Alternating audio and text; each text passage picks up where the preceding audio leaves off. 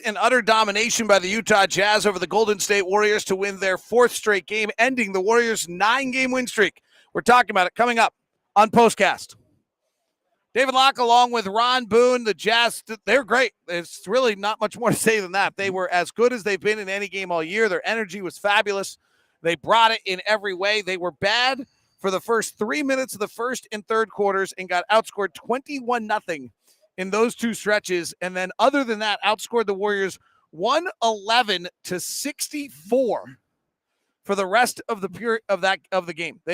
That is a dominating performance by the Utah Jazz. I don't know if I've seen the Jazz all season long, witnessed the Jazz all season long, get off to a slow start in the first and third quarter and still and then take over the basketball game, especially in the second half. That was unbelievable that they, you expect, a home team to make a run early in the first quarter or something like that. You don't expect the team to close you out that early.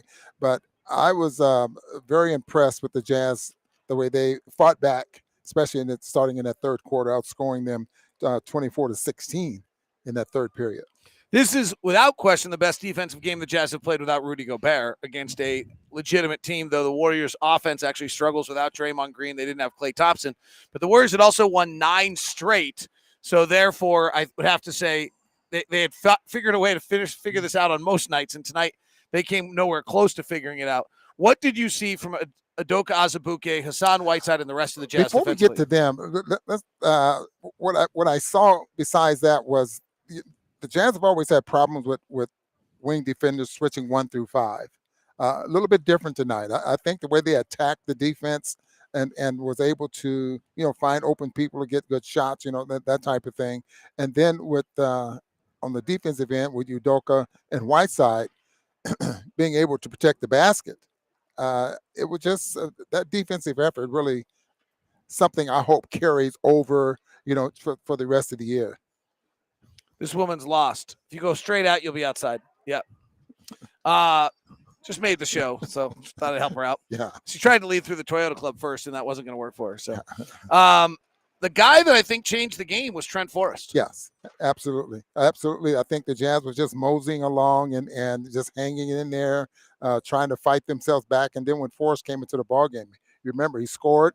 Then he had 2 steals, didn't he? Something like that led the baskets, and all of a sudden things started to materialize. Then Donovan Mitchell started to seeking and generating shots for easy buckets, for his teammates, which was very impressive there as well. I thought it was really interesting when we interviewed Trent Forrest after the game. I said, "What's it like to guard Steph Curry?" And his first word that came out of his mouth was, "It's fun." You always want to guard the best guys out there and have that experience. I thought that was a insightful into kind of who Trent Forrest is and how he approaches things. And David, I don't know if you've ever done this as an athlete, especially as a professional athlete, because I know you never played professional basketball or anything, but watching another player play and you think in the back of your mind, if I was guarding him, I would do this or I would do that, that type of thing, or I try to take away this. And then you get to this level and you have coaches that have defensive game schemes that help you along. So that's probably what made it fun for him. The challenge, knowing that he's a very good defensive player, and the fact that he's 6'3", somewhere 6'4", Maybe 6'3", and those steals he came up with just with his length, being able to get his hands into the passing lanes, passes that Steph Curry is used to making. Trent Forrest was able to pick them off. So the Jazz, I mean, it's hard to figure out how many guys you want to just have a compliment, because it was a collective effort. The amount of times the defense was on the string, the amount of times the ball swung, 53-point shots. The collective energy to me is the story a little bit here. Yeah, 51 threes, as you just mentioned, 26 assists. Donovan having fun, getting some assists tonight, and just for the most part sharing the ball. And if you think about the flow of the game and how the game was able, to go tonight.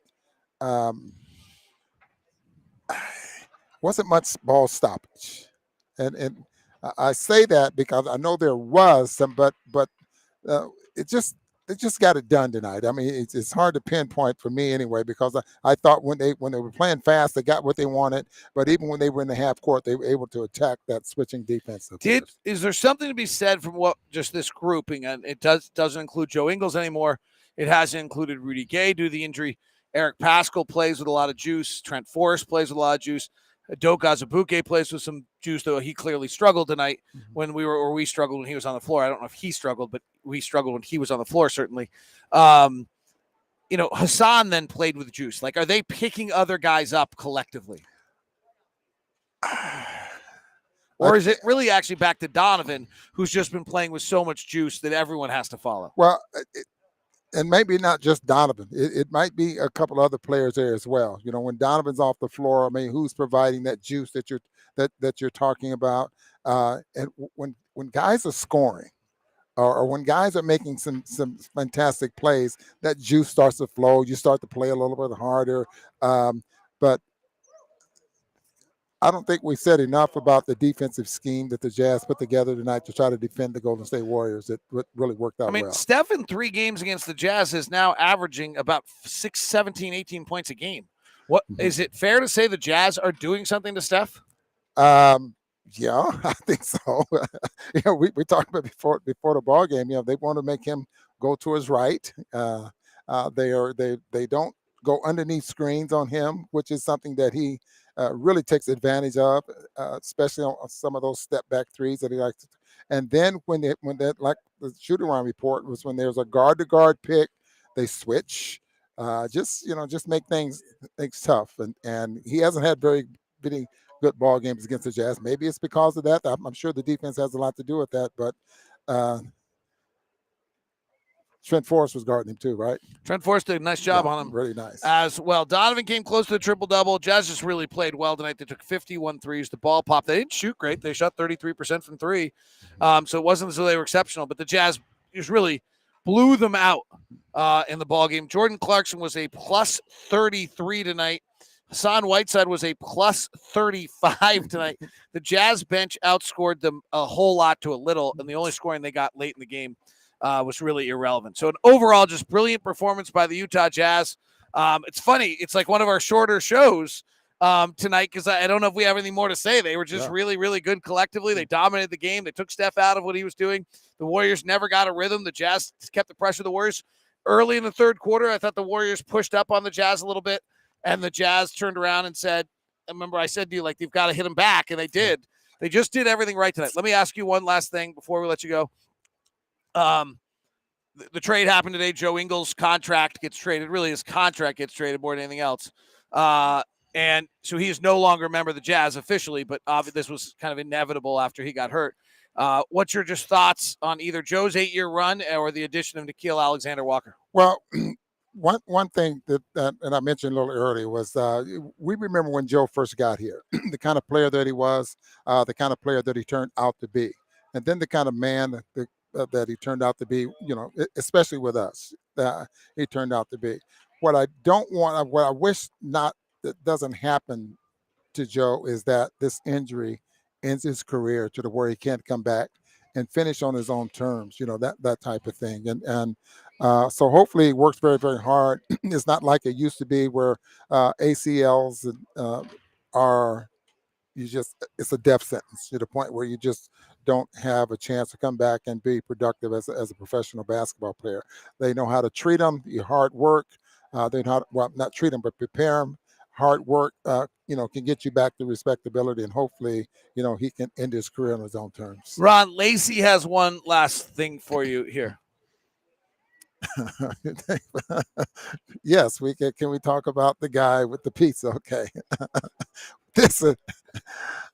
I'm sitting here watching a guy and him and his wife, and these slices of pizza was huge. Lacey. And he had a napkin, and he kept blotting the sauce off the pizza. I've never seen that before. This has bothered you. And I just couldn't believe that someone, why get the pizza if you got to take the sauce off?